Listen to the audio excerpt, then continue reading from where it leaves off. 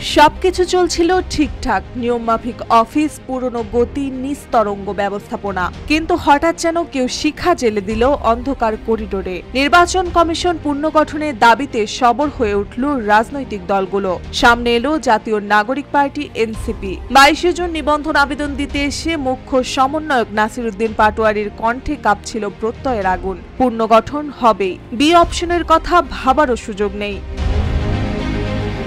বিকেলেই তাদের বৈঠক হয় প্রধান নির্বাচন কমিশনার সিইসি এএমএম নাসিরউদ্দিনের সঙ্গে। সবাই ভাবলো এই তো শুরু, হয়তো একটা বিবৃতি আসবে কিংবা ঘোষণা। কিন্তু নাটকের মোড় আসে ঠিক পরদিন। গভীর নীরবতায় ভরে যায় নির্বাচন ভবন। যে চেয়ারে প্রতিদিন বসেন সিইসি, সেদিন সেটা ফাঁকা ছিল। তিনি এলেন না অফিসে, কারণ অফিসিয়ালি বলা হয় তিনি অসুস্থ, চিকিৎসাধীন আছেন। RICL TMX, যুগের পর যুগ স্থাপনা থাকে মজবুত। কিন্তু এই অসুস্থতা কি কেবলই শরীরের, নাকি এটা সেই রোগ যেটা হয় রাজনীতির ছায়ায় দাঁড়িয়ে, পলিটিকো অ্যাডমিনিস্ট্রেটিভ সিকনেস?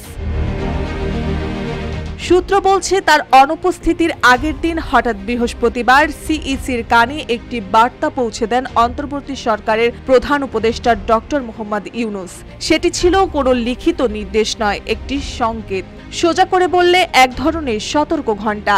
এবং সেই ঘণ্টার ধ্বনি পেতেই যেন নিজেকে গুটিয়ে নেন নির্বাচন কমিশনের প্রধান।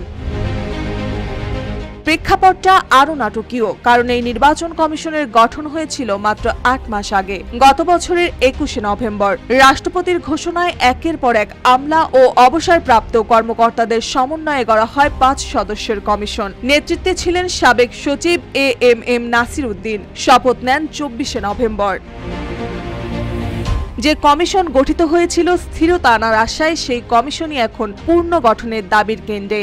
এর পেছনে আছে আরও এক পরত। বিগত আওয়ামী লীগ সরকারের সময় গঠিত কাজী হাবিবুল আওয়ালের নেতৃত্বে দ্বাদশ জাতীয় সংসদ নির্বাচন হয় বিরোধী দল শূন্য পরিবেশে। সেই নির্বাচনের মাধ্যমে আওয়ামী লীগ আসে ক্ষমতায় চতুর্থবারের মতো। কিন্তু 8 মাসের মাথায় গণ অভ্যুত্থানের সুনামিতে ভেসে যায় তাদের 15 বছরের শাসন। আর এখন নতুন সরকার, নতুন শক্তি, নতুন হাওয়া। এবং সেই হাওয়ার পূর্ণাবর্তে এখন ভেসে বেড়াচ্ছে ইসি পুনর্গঠনের ঘোষণা। সবার মনে একটাই প্রশ্ন, এই অনুপস্থিতি সিইসি কি আবার ফিরে আসবেন, নাকি এটাই তার প্রস্থানের মৌন সিগন্যাল? নতুন নির্বাচন কমিশনের দিকে এগিয়ে যাচ্ছে বাংলাদেশ, নাকি আরো বড় নাটকের মঞ্চ এখনো তৈরি হয়নি? পর্দা নামেনি, কিন্তু দৃশ্যপট বদলে গেছে। পরবর্তী দৃশ্যের অপেক্ষায় এখন গোটা দেশ। মার্জিয়া মৌ, রূপালী বাংলাদেশ।